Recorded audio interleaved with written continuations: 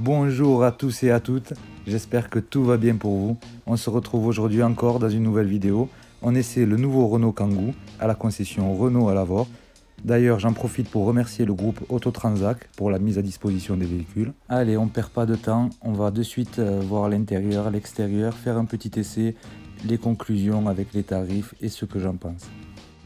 Donc, pour ce qui est de la motorisation, il est proposé en 1500 DCI 95, c'est la version qu'on essaie aujourd'hui. Il est aussi proposé en version 1500 DCI 115 chevaux, donc avec un petit peu plus de puissance. Pour ce qui est de la version essence, pour l'instant, c'est proposé en 1300 TCE 130 chevaux. Voilà, donc TCE 130, ça me dit quelque chose. Qu'est-ce qu'on a essayé en TCE 130? On n'a rien essayé en TCE 130, mais on l'a essayé ce moteur sur le Renault Arcana en version 140 chevaux et en version 150 chevaux 1300 sur le Duster. Donc c'est la même base, c'est le même moteur, mais avec 130 chevaux. Après, au niveau de la finition, celui-ci c'est une finition Zen, donc c'est à peu près le milieu de gamme, ce qu'on peut appeler du milieu de gamme. Vous avez la version Life en entrée de gamme et en Intense pour le haut de gamme, ce qui remplace les versions privilèges, luxe et tout ça d'avant. Aujourd'hui, ça s'appelle Intense. Allez, sans attendre, on découvre l'extérieur. Donc c'est un nouveau châssis, une nouvelle plateforme. Donc c'est un nouveau véhicule et pas seulement un restylage. Ce qu'on peut dire déjà d'entrée, c'est qu'il est très beau, magnifique, avec la nouvelle signature lumineuse à l'avant, avec des nouveaux feux LED qui sont dans la continuité des nouvelles Renault. Donc très bien inspiré, beau design, vraiment magnifique. Donc le véhicule ici aujourd'hui n'est pas équipé de jantes, mais d'enjoliveur et chaussé en 205 60 par 16, donc très bien chaussé. Là vous voyez le petit réflecteur de clignot sur le rétroviseur. Donc comme je vous disais, un très beau design. Donc on garde le côté utile du Kangoo et on y rajoute un niveau d'esthétique qui est encore vraiment au-dessus de ce qu'il avait pu être sur les anciennes phases.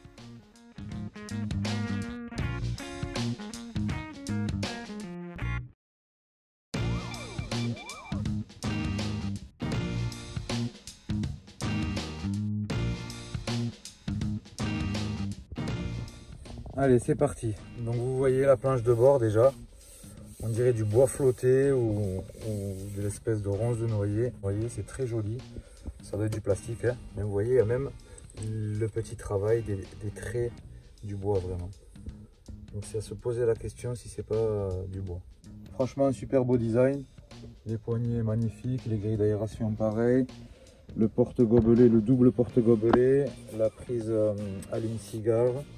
Les petits plastiques laqués, noir laqué. Hop, le gros rangement, voilà, toujours pareil. Le Kangoo c'est très utile et il le reste sur cette version, vous voyez. Il y a même un petit rangement ici. Hop.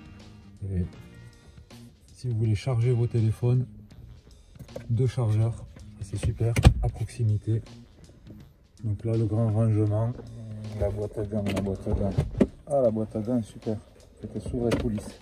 Un peu comme sur les Renault Capture. Pour ceux qui connaissent les boîtes à gants de Renault Capture.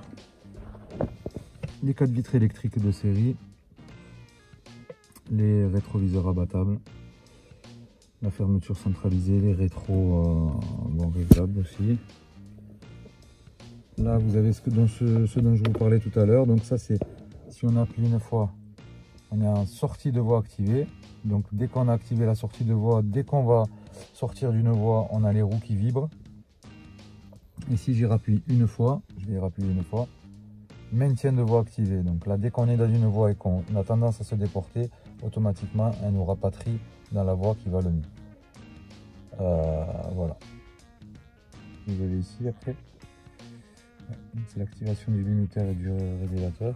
Donc si on appuie ici aussi, limiteur on. Comme sur le Duster, régulateur on. Voilà, et ensuite on règle ici. Ça c'est pour enlever le genre d'anti-patinage. Ça on peut le faire qu'une fois allumé. Et ça c'est le réglage de la hauteur de nos phares. Voilà. Si on est chargé à l'arrière. C'est très bien fait. Voilà, les petits liserés chromés, l'écran en 8 pouces je crois, ou même un peu plus. Si je ne vous dis pas de conneries, je le marque en bas. Pour pas vous dire de bêtises, je vais vous le marquer en bas, la taille exacte de l'écran. Donc les petits retours chromés, le fameux support de téléphone, réglable dans toutes les directions. Une option à 100 € sur la version Zen. Et elle doit être incluse sur la version intense. Ensuite, donc là, le compteur et toutes les infos. Donc les infos, km/h, la vidange à prévoir, la pression des pneus, les trajets, la consommation moyenne. Voilà. Après, là, on a la radio. Donc la radio qui est ici aussi. Mais si jamais vous avez du mal, voilà, vous avez toutes les infos directement là pour garder le regard sur la route et pas avoir le détourné sur l'écran à chaque fois. Voilà. Au niveau de l'écran, c'est pareil. Vous voyez, pour monter le son, admettons, il faut aller là et ensuite aller là. Donc en fait, quand on est en train de rouler, c'est pas évident de faire ça. Déjà, tu as le doigt qui tremble un peu parce que tu roules. Et ensuite, pour monter le son et tout, c'est vraiment pas évident. Donc vous avez quand même les commandes au volant, comme la plupart des véhicules. Hein. D'accord. Commande au volant. Voilà, vous pouvez changer les modes. Et au moins, c'est plus simple et il n'y a pas de risque en fait à être inattentif sur la route. Donc là, c'est le menu du réglage du véhicule. Donc ça, c'est les aides à la conduite. Elle en a quelques-unes, celle-ci. Donc distance de suivi, sécurité avancée, fatigue. Oui, vous avez le détecteur de fatigue. Les angles morts. Ce qui est bien sur les angles morts, vous voyez, c'est un rétro dessiné. Quand dans les angles morts, vous avez quelqu'un qui passe ou un véhicule qui double. Vous voyez le petit triangle là-haut là? Hop, celui-ci.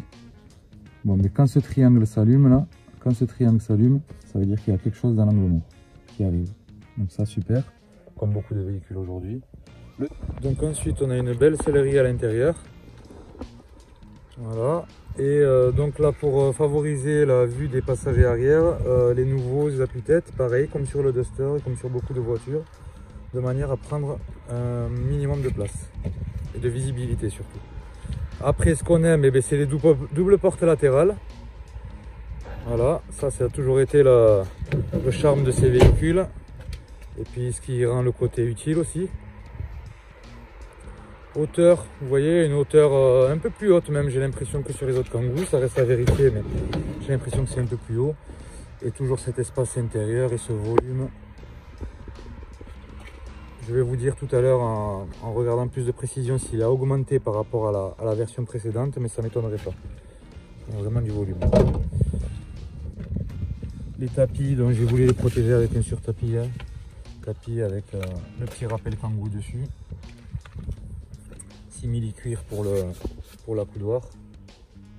Je pense qu'on a tout vu. Là. Et les fameux réglages en haut, enfin les fameux rangements là-haut. Voilà, il y a toujours eu des rangements sur les Kangoo depuis très longtemps. Et ça ne change pas. Et c'est très très utile. Là c'est le genre d'endroit où est-ce qu'en fait tu poses un truc, mais tu l'oublies. Tu l'oublies à vie.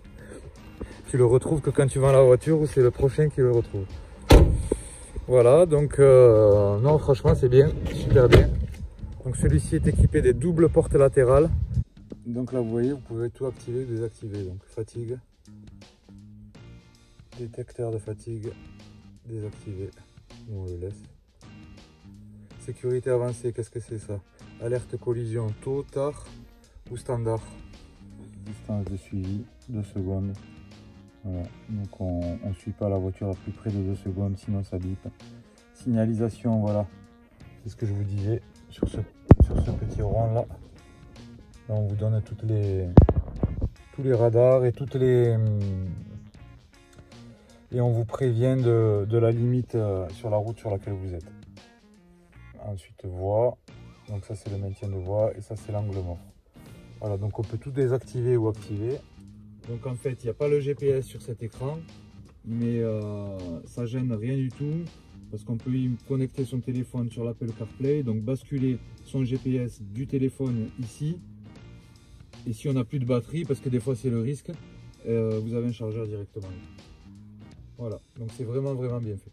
Donc pour la place à l'arrière, vous voyez là, attends, c'est ça là. Donc j'ai reculé le siège, moi je suis grand, je fais 1 m 90 à peu près, donc là il est en position à ma taille, à l'avant. Et pourtant à l'arrière, voilà, il me reste de la marge. Et on peut avancer le siège évidemment. Très grande planche de bord à l'arrière. Ouais, je pense qu'il y a un peu plus de volume, je vais vous le dire de suite, je vais aller me renseigner. Et je suis presque debout dedans, hein. Non mais limite, franchement, il y a une hauteur. Un des avantages du Kangoo, c'est son coffre généreux, mais c'est aussi le fait de pouvoir passer en mode utilitaire à n'importe quel moment. Le volume de coffre est impressionnant, 775 litres, mais le gros avantage, c'est une fois rabattu, on peut faire le plancher plat comme un utilitaire, et là, on accède à 3500 litres de volume de coffre.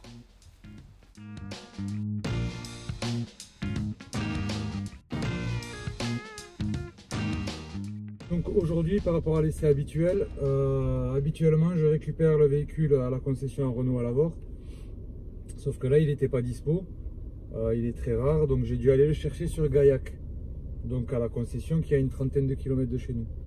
L'avantage de l'essai d'aujourd'hui, c'est que je peux essayer le véhicule vraiment sur un essai un peu plus long, on va dire, que ce que je peux faire habituellement, où je suis dans les 30-40 km pour les essais habituels. Là, ça sera un peu plus de 100-120 bornes. Selon les contextes routiers, on va voir ce que ça donne. Donc première chose à savoir, c'est un 1500 DCI, fiabilité. Très petite consommation pour le véhicule que c'est.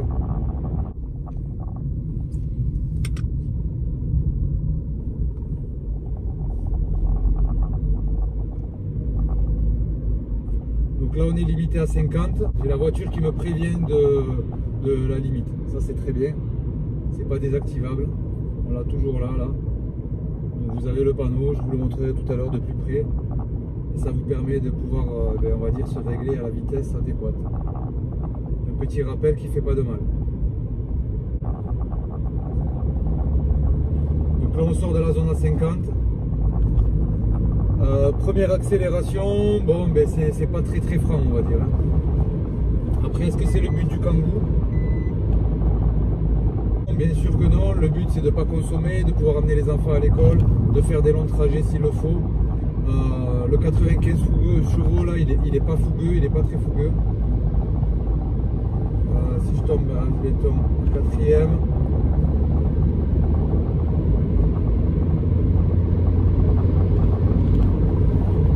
La petite reprise de 70 à 110, elle est un peu plus longue, mais franchement c'est pas mal. C'est pas mal pour ce que c'est, on va dire, pour les besoins qu'on a.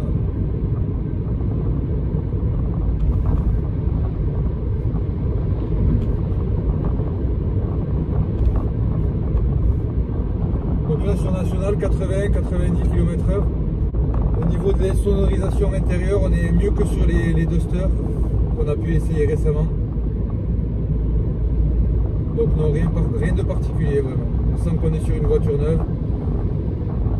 Mais une voiture qui est déjà rodée, on a l'impression, on va dire, de par le moteur qu'on connaît quand même.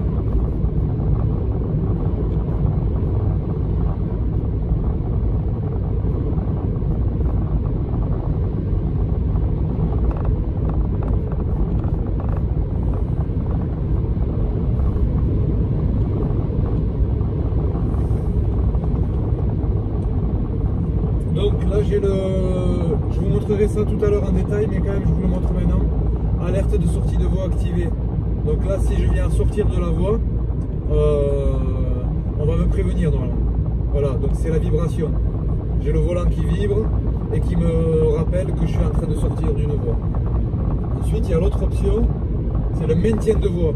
Donc le maintien de voie, donc là je sors de la voie, il est censé me maintenir dans la voie, donc il me rattrape. Donc si je veux sortir, hop, automatiquement, vous avez vu, elle me ramène. Et je sors de la voie, hop, la voiture me ramène automatiquement.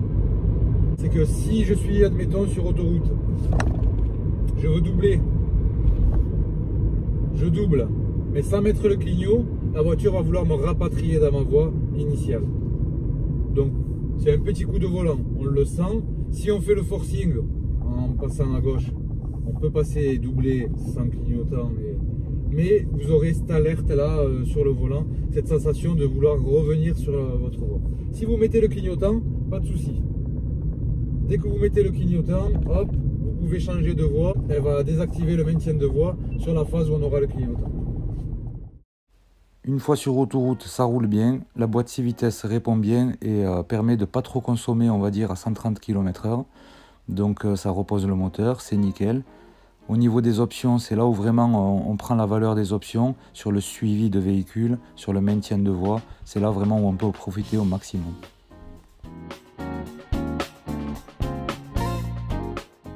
Allez les amis, cette vidéo touche à sa fin. Donc pour finir, j'ai fait un petit essai au niveau du freinage, donc à 50 km/h, en freinant sans besoin de déclencher l'ABS. Ça s'arrête très vite en quelques mètres. Donc un super freinage, tout est bien. Voilà, je vous laisse, je vous dis à très bientôt. Ah oui, j'allais oublier les tarifs. Donc ce véhicule, il est à 27 000 € avec les options. Le gris Cassiope qui est à 650 €, c'est une option. Le support de smartphone qui est à 100 € sur cette version aussi. Donc 27 000 € clé en main, et ce véhicule était un véhicule de démonstration. Donc il est en ce moment à 22 500 € à la concession Renault Lavore.